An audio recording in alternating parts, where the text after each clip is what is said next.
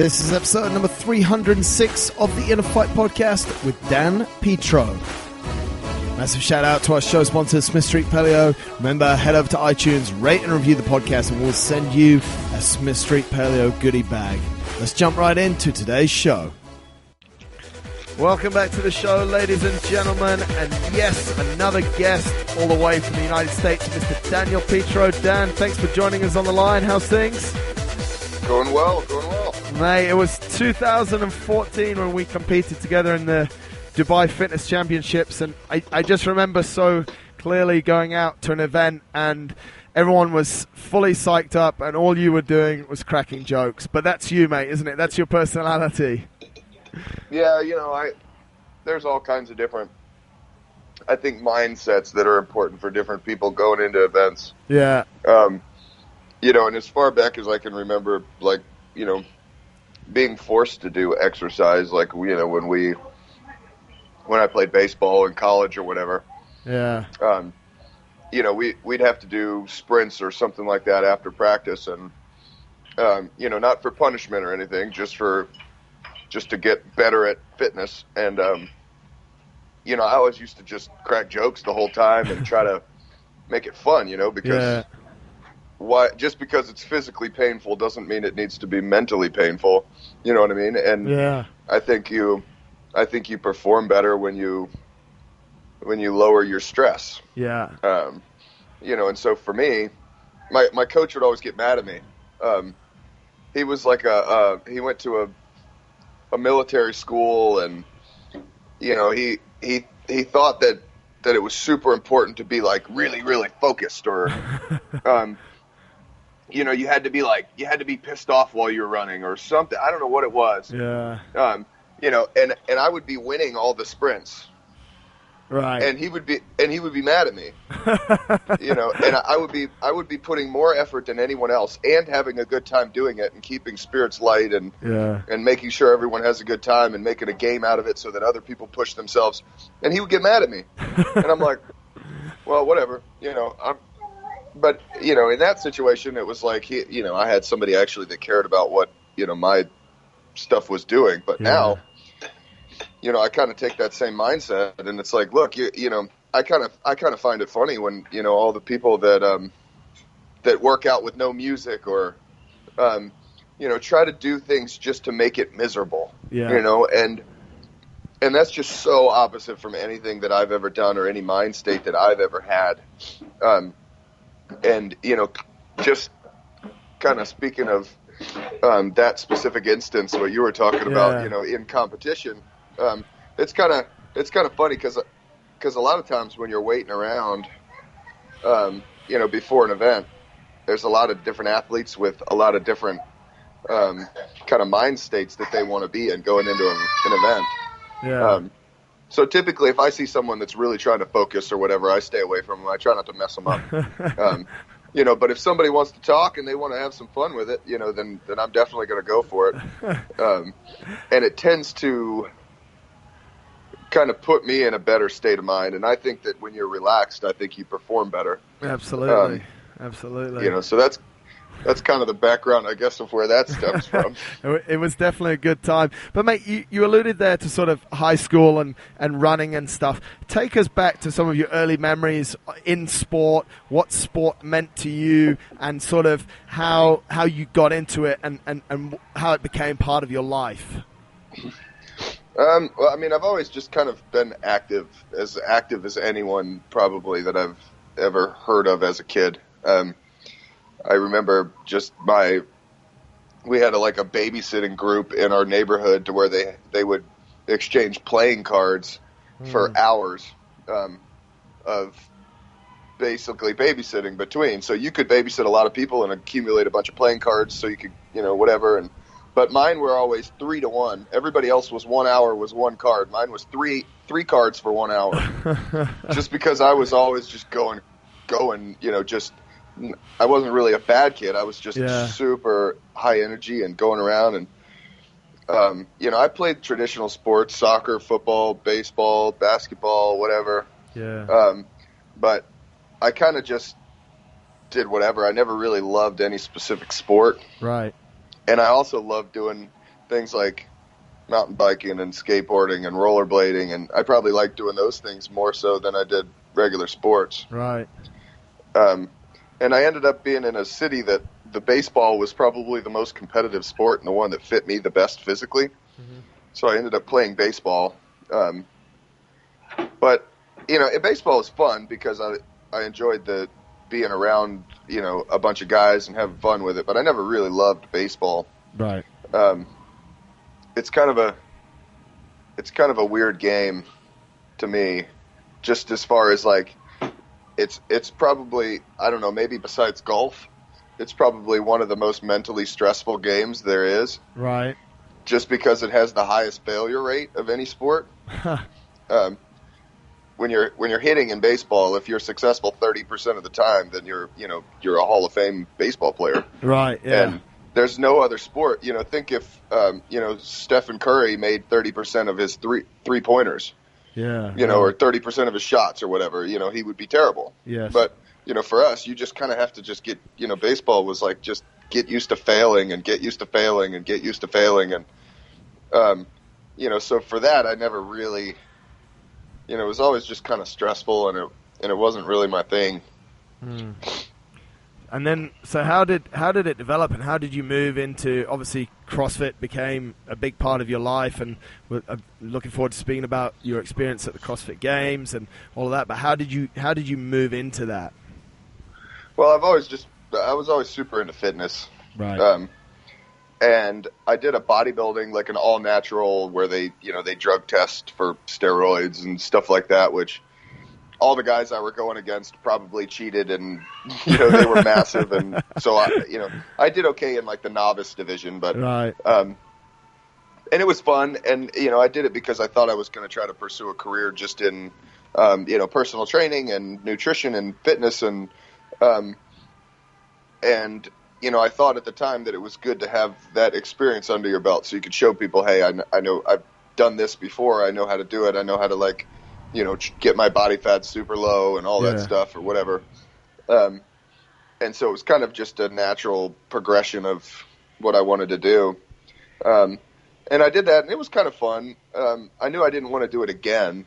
But right when I got done with doing that stupid little bodybuilding show, I started looking for other stuff. Right. I knew that wasn't like the thing that I could just keep doing. Yeah. So I started looking at, I wanted to basically, I was looking for stuff that I could use my athleticism. Right.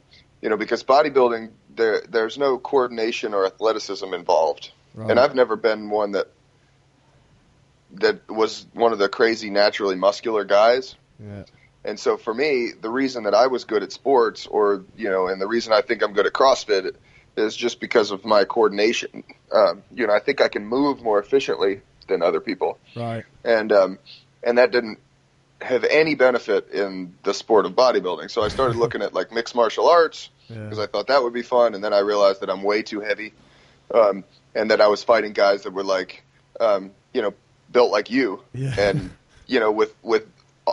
with arms that are a foot longer than mine, and I'm like, this isn't going to work. And so I kept looking and found CrossFit, and it was right before the Open of 2012, actually. Right. And I went in and started doing the classes and started coaching, just because I had been teaching fitness forever. The gym I was at let me start coaching, as I was getting my level 1, and then basically I went right into the Open, and it was 7 minutes of burpees was the first event. Did that make you have second thoughts about what you'd just committed to, or? Yeah, and still to this day, that workout, I still tell people if that workout came up, I would not make regionals. How many burpees did you do? I did 108 and then 112 and then 118. I did it 3 times. You did it 3 times. Good. That's a good way to treat the Open in the first year. Oh yeah, and then I ended up making regionals, and I ended up doing well at regionals actually. Yeah. Even though I had no business being there, just because I wasn't ready for it, and I wasn't ready for that volume, and I just remember being absolutely crushed. Right. I think I tied for 10th that year. Wow. So I did okay. Yeah, absolutely. But I was wrecked. I remember not being able to like reach forward and turn the water on the faucet, and just because my back was blown up from those from Diane on the first day, and I had never done anything like that before, and I remember I almost broke my wrist doing a clean like a month before regionals, and I had to get a cortisone shot in my wrist, and I couldn't hold a bar in a front rack anyway, just because my flexibility wouldn't let me. Yeah. So I had to hold it like up in front of me, like you see the guys do now that, when they first start CrossFit, when they can't do a front rack position. I mean, I was the same. Yeah. And it was a mess, but I knew that I found something that kind of worked well with my skill set. Right.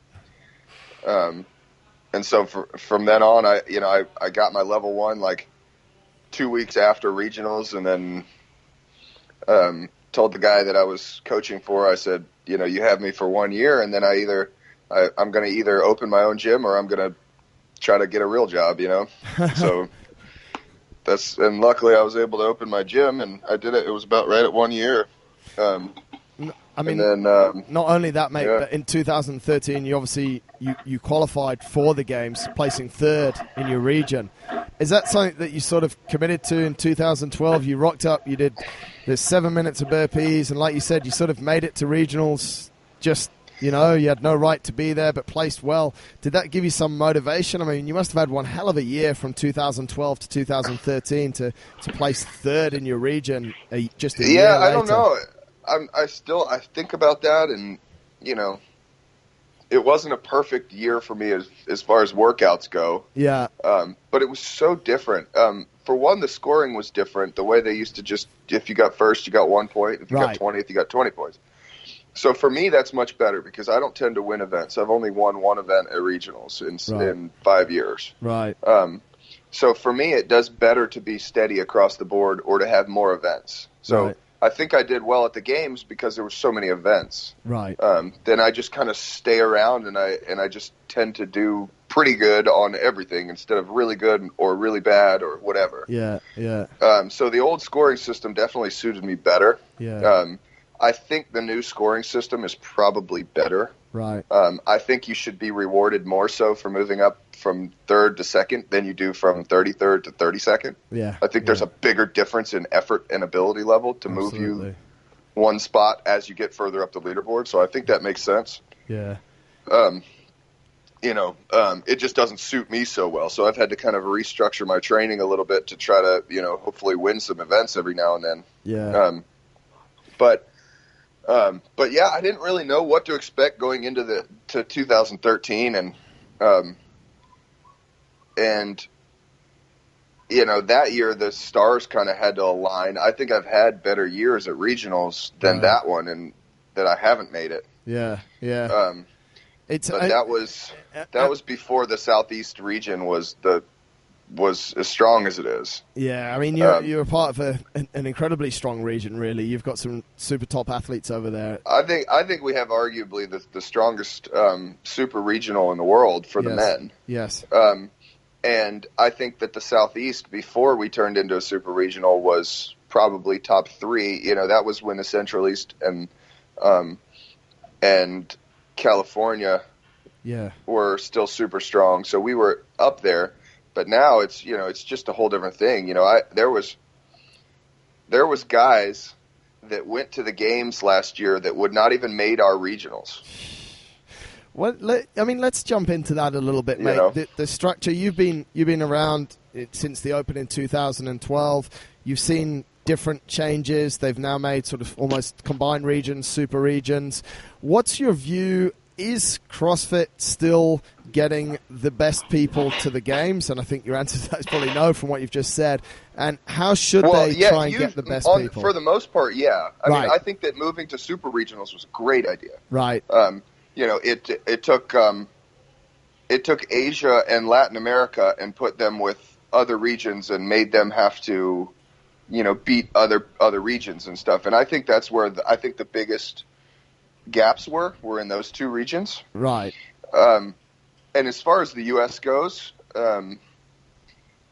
Europe has been strong and is going to be strong. I don't know, maybe they'll eventually, as it grows, break Europe into multiple regions, or something. I don't know what they'll do. Yeah. But I think combining regions is definitely better. Yeah. But I mean, there's still a couple regions in there that are a little behind, but not much. Yeah. And the thing is, though, if you look at, they're not as deep, but if you look at,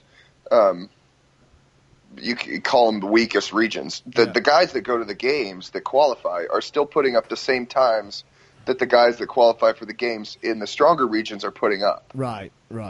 So we're still, what I mean? So it's just the 10th place guy or the 15th place guy, their scores are considerably lower, but the top 5 are the same. So if you take those top 5 guys and you put them in any region, they're still probably going to be right there with the, where they should be and probably making it. So, it's super hard to tell. And I think the right athletes are going, I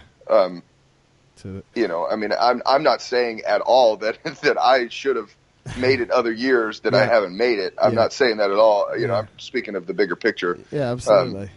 Talk us through the year that you did make it, though, mate. 2013, you placed 13th in the CrossFit Games. That must have been just a year, 18 months into your experience with CrossFit, this little sort of change and, finding fitness competitive. What was it like to be there at the CrossFit Games, competing and placing? I mean, anywhere in the CrossFit Games is good, but 13th is a seriously good place in your first year and second year of CrossFit, really, isn't it? Yeah, I always figured that if I could ever make it back there again or make it there, that I would do well there. Yeah. I kind of consider myself a little bit of, an athlete kind of like Cole Sager. Right. Right. Well, where we kind of thrive on the odd, using athleticism. We like high volume. We like, consistency and we like things that nobody else has done before, including us. Right. I can adapt to a movement quicker than most. Yeah. So if, for me being the first weekend of regionals versus being the last is better for me. Right. Because the less time my competition has to practice workouts, the better for me, because I don't tend to improve ever. I've redone like maybe 8 open workouts. Yeah. I've only had to redo 2 of them because of poor performance. Right. The rest were, the first was the burpees, of course. Yeah. And then the second actually was the first workout of this year. I didn't switch the dumbbell to the other hand on the way down on my first try. Right. And it was very, very different. And I did it in like 12:58 and was just completely smoked. And I was like, what the hell? And then I went back and switched hands, and I did it in, over a minute faster, and I was way less fatigued. I actually thought that I could have gone quite a bit faster. Yeah, right. And I was like, man, I really messed that up the first time. But typically that doesn't happen. Yeah. Typically I get it right the first time, and if I've had a couple where like the judge miscounted a rep and I had to go back and do it, or my video malfunctioned and I had to go back and do it. And usually I'm within 1 rep or like within 2 seconds of my time that I did it the first time. Like I tend to not improve, which I think, I don't know if that's a good thing or not. I think it's probably from my perspective, I think of it as a good thing because I think that I kind of get it right the first time. Yeah. I think that's one of the things that it's almost an attitude, isn't it? I'm going to go in and I'm going to do this workout. I've got one chance. I think sometimes the open probably breeds that option to do workouts 2 or 3 times. Although generally we don't see people improving a lot. It sort of gives you that option. It comes out on a Thursday night and you've got time, and I'll test it tomorrow and then let's see how it goes. I see people improving 20-30% on a workout. Right. Sometimes. Right. And you're like, how the hell, what were you doing first time? That's what I want to ask these guys. It's like, they'll go 13 minutes on 17-1, and then they'll come back again and go 11 minutes. Right. And I'm like, what the hell were you doing? Unless it was something weird, like, what I was saying, like I just did the wrong strategy. Yeah. But, on a workout that there's not really that much time to gain or lose. I mean, that one, everybody went unbroken on everything. So it was like, okay, well, then it's just a burpee speed. Yeah. And, it's like, what were you doing? I don't know. And so, I guess some people, like you said, maybe they're just kind of feeling it out their first time through. Yeah, it's quite a strange one. What do you think about the sort of, obviously since you started in 2012, there's a lot more people involved in CrossFit, in the open and in competition. What do you think about the balance between CrossFit as a sport and CrossFit as a mode of fitness for the guy that works 9 to 5? Where's the borderlines? What are the issues that we're seeing? My main focus has always been on CrossFit for the average individual that doesn't want to compete. I think that's what it was designed for. I think that's what it's perfect for. That's what I implement in my gym. They follow a little bit of the main structure of my programming, but I always add in some kind of, classic GPP, general physical preparedness type of workout, where they're carrying a med ball and having to do bear crawls and, whatever it may be that they, more of like a military or just kind of everyday style workout. Yeah. Are you there? Yep. Yeah. Okay. So I think that CrossFit is great as a sport. Yeah. I think that it's entertaining and fun and, obviously it's successful as a sport. But, it takes kind of a unique setup and it takes a really good idea of what you're trying to accomplish. I think Dave Castro does a really, really good job of, finding workouts that really do test everything. Yeah. And so if you didn't have someone that put as much time and thought as he does into the workouts, I think you could really quickly lose that. Yeah. And you could really quickly turn it into an endurance sport or a weightlifting sport or a gymnast sport. Yeah. And so I think that it does a really good job of testing the original kind of thought process of, especially at the games. You're limited so much at regionals with what they can do. They can't have us do a 6-mile run through the mountains at regionals. Yeah. So generally my worst events are the regionals events, which kind of sucks. It's good because if I could ever make it to the games again, then I'd like to think that I could thrive there a little more so, but it makes it tough for me to get there. But I think it's really, really still the best thing that I can come up with to prescribe my members for just general fitness and health. Yeah. Yeah. I've done every side of fitness that there is, and it's still the best combination, I think. What do you think about the difference? You just alluded to things there, like you do better at the games than you do at regionals because you can't do that sort of 6-mile run through the mountains, as you said, mate. What do you think about the 3 different stages? Because we're essentially seeing it now as the Open as quite a different competition to regionals, and then at the games we're like, they're games athletes, they should be able to do anything. Here, go and do a triathlon. What do you think that? Because it's not always. It's testing different things at the 3 different stages, right?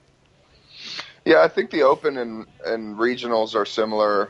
And I think about half the events at the games are similar to all of those. And then the games adds an extra 5 or 6 that are, outside the typical gym space type of workouts. But yeah, the Open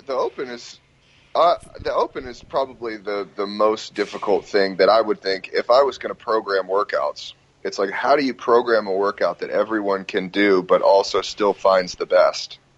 Yeah. Because it's risky to put a weightlifting movement for a 1-rep max because, as good as Fraser and Panchik and, the guys that are really strong lifters, your anchor and all those guys, as good as they are at lifting. Yeah.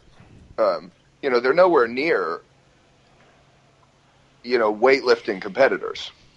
Yeah. And so, if a weightlifting competitor wanted to do the Open and they got there's probably 150 weightlifters in each region that could put a score up. And even if they're mediocre weightlifters, they're still better than the best CrossFitters. So, yeah, right. And if a CrossFitter gets 150 points on a workout, then they're out of regionals, basically. Yeah, yeah. So it's like if you program a workout that involves a 1-rep max that doesn't have some sort of required test before it, then you could wipe out every single previous games athlete in one workout. That'd be interesting, potentially. Right? Yeah, absolutely. So you got to be super careful. And then, what if they put a 1 mile run for time in the Open? Yeah. Not one single games athlete would make regionals. Yeah. Because I got 5 guys at my gym right now that can run a faster mile than me, and I'm actually a decent runner compared to CrossFitters. Yeah. Yeah. And those guys can't do a 185 pound snatch, but they can run a 5-minute mile. Yeah. Yeah. You know what I mean? And so it's like, it's a weird thing that again, I think Dave has done a crazy good job of keeping that balance of testing athletes and making it easy enough for everybody to do, but hard enough to where, a specialist of one certain movement won't come in or a bunch of specialists won't come in and take out the people that are there year after year. Yeah, absolutely.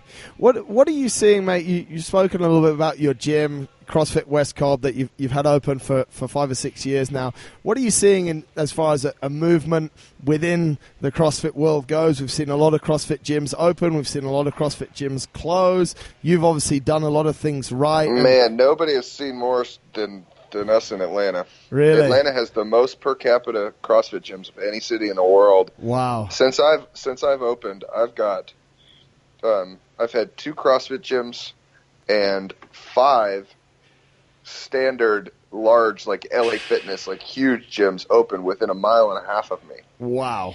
How have you dealt with that? 7 gyms. It's really hard, man. We haven't really grown much. We've stayed steady. Right. But we haven't really been able to get new people in like we used to. Right. So what I've done is I've added a yoga and a bar fitness studio. Right. So I think yoga obviously pairs really well with CrossFit. And then the bar fitness, it's another one of those where it's a good thing to get people started and get them in the gym. Absolutely. And then let them see that CrossFit is something that they can do. Because the people are still so intimidated by CrossFit because they think CrossFit is the CrossFit Games. Yes.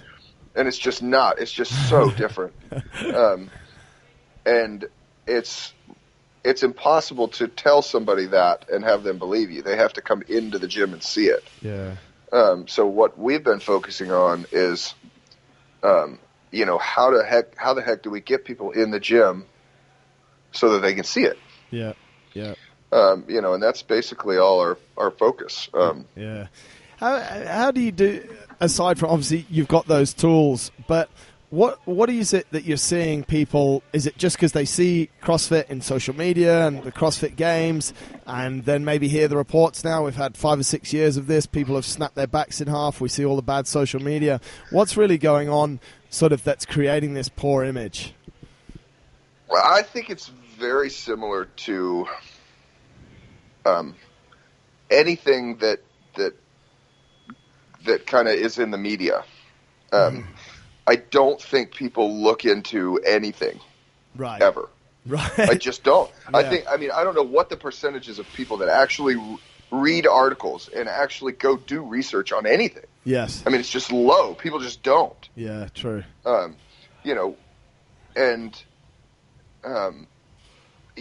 if they see a headline, then that's what they think, and they don't even read the article.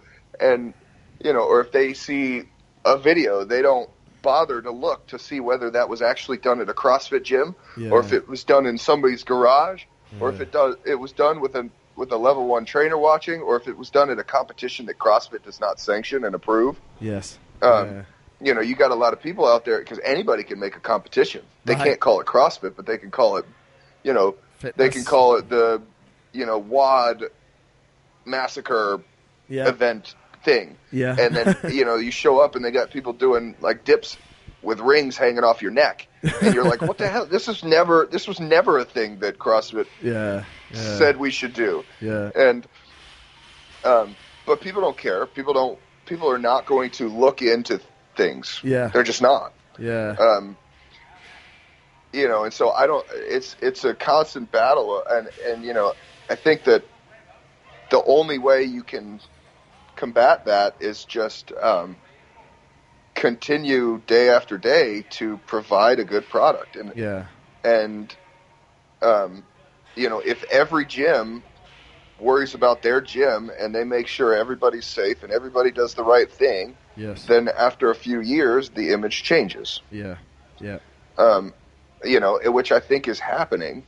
Right. I don't think that the reason it's difficult to grow in a city like Atlanta is because of necessarily so much that people are worried they're going to get hurt or they're scared of it. I mean, that's a thing. That's definitely a part of it. I think a lot of it is just that there's just so much competition now. Yeah.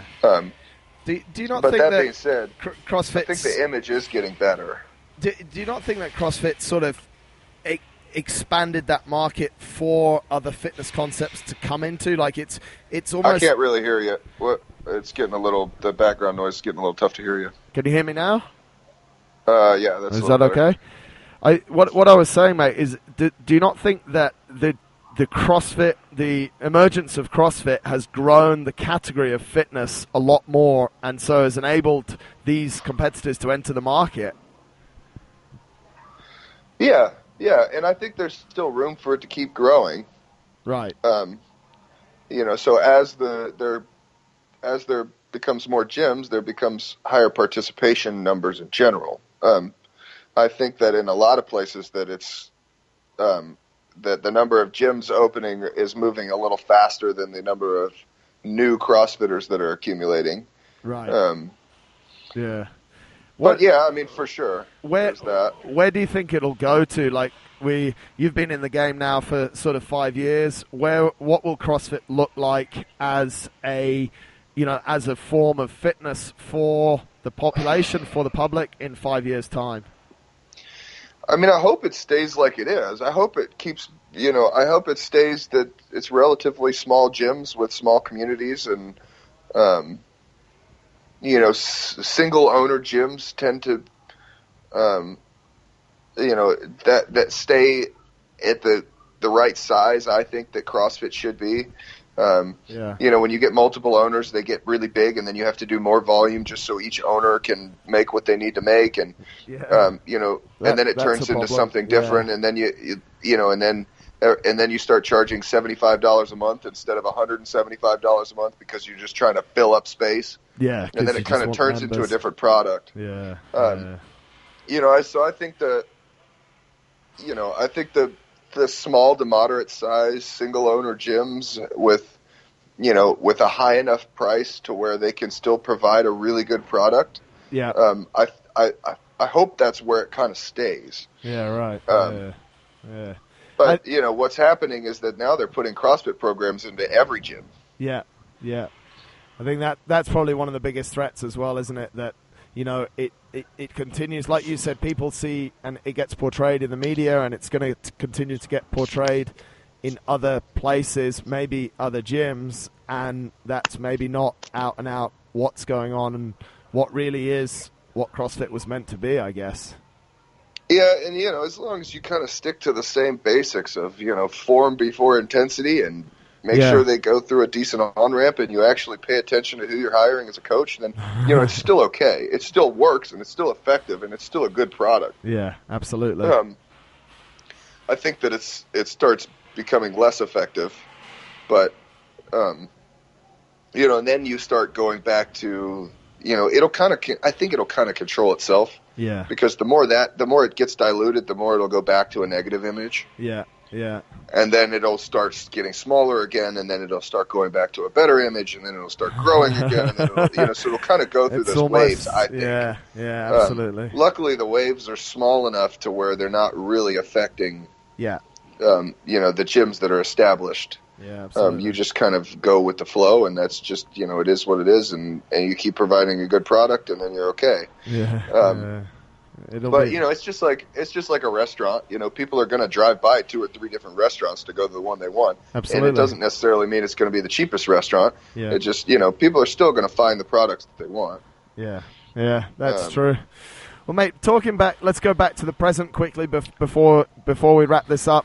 How's the Open going for you so far? Are you going to qualify for regionals? Are you going to go to the games? What's going to happen this CrossFit Games season for you? And then who's going to win the games?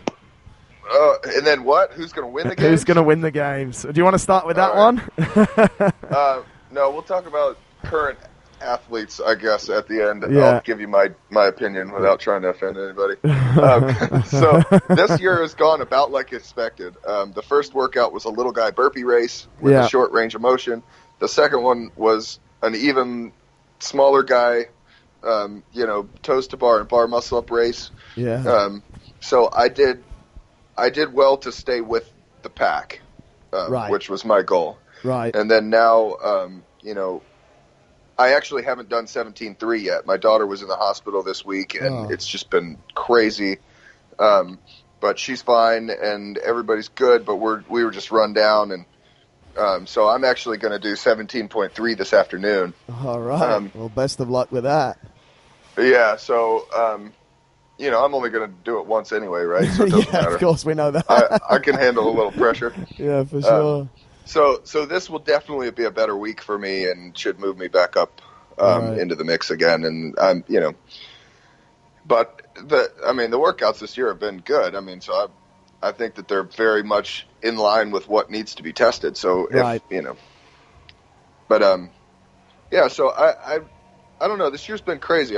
This year's been probably my craziest year for just like ups and downs for, stress and emotions and training and highs and lows. And it's just been all over the place. And sometimes I feel like Superman and sometimes I feel awful and I can't tell where I am. Honestly, I just you just never know. You never know. And going into last year's regionals, I had planned on not even competing really anymore. Yeah. And then about 3 months before regionals, I decided to take on a new coach. And I said, I want to train for 2017. Yeah.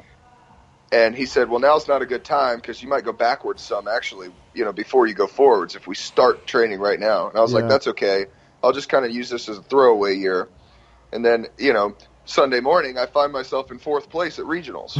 And I'm like, what the hell is going on? And then I've had years where I felt amazing, and then I did shitty. Yeah, so,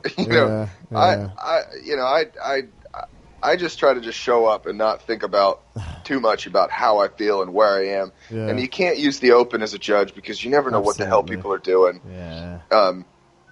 And people perform so differently in their home environment than they do in a competitive atmosphere. Yes. And so I try not to use the Open as a judge for anything. Right.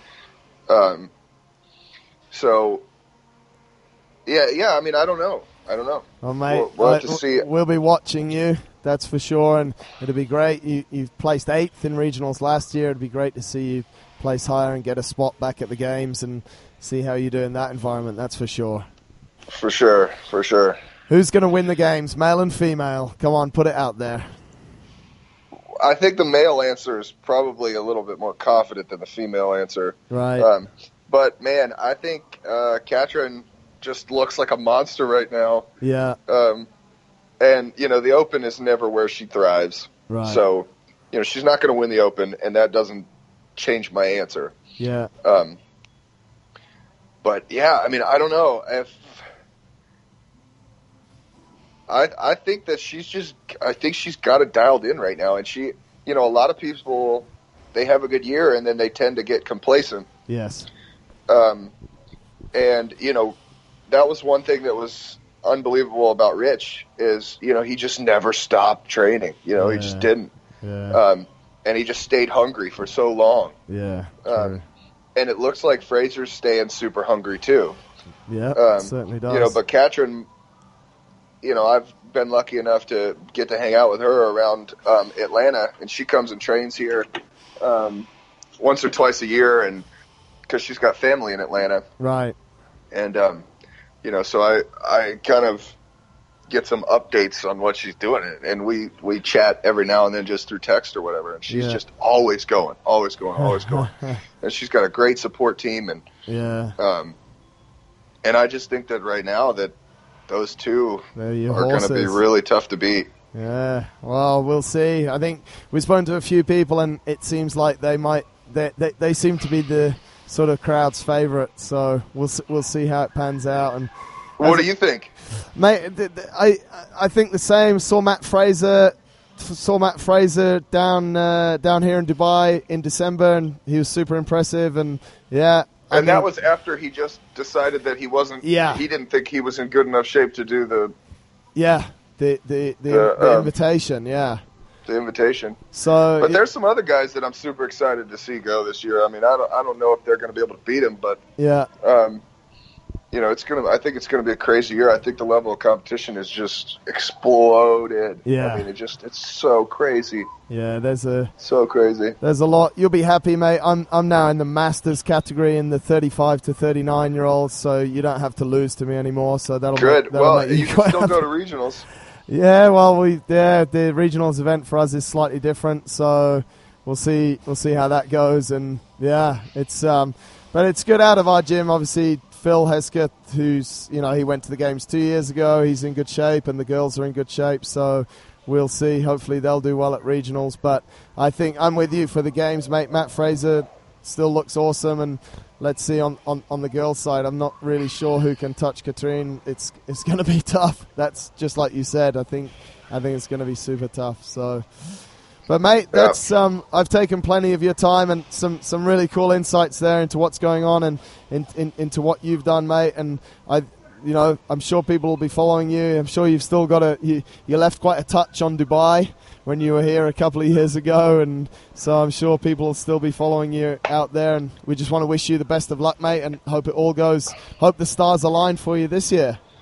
Oh yeah man. And I hope you guys are all doing well over there in Dubai. It was a shame that I couldn't make it back out there. I love that place, but maybe this year, mate. But it's just crazy, but hope everyone's doing well there too as well. Mate, everything's great. Dan, we really appreciate your time, and obviously encourage people to check you out over Instagram, CrossFit West Cobb. They can check you out, and obviously on your own Instagram, Quadzilla. You still running under Quadzilla? Yeah, I think it's Daniel Quadzilla Petro. Daniel Quadzilla Petro. That's it. The man that gets his shorts tailor-made. I think it's about time I took that off of there, though. I think there's people out there that are making me look bad now. Mate, you're still in great shape and you're still doing some great things, so congratulations for that, and thanks a lot for taking the time to chat to us, buddy. It's been a good time. All right, no problem. Good to hear from you. Cheers, Dan. Speak to you soon, mate. All right, bye. Cheers, bud. Bye.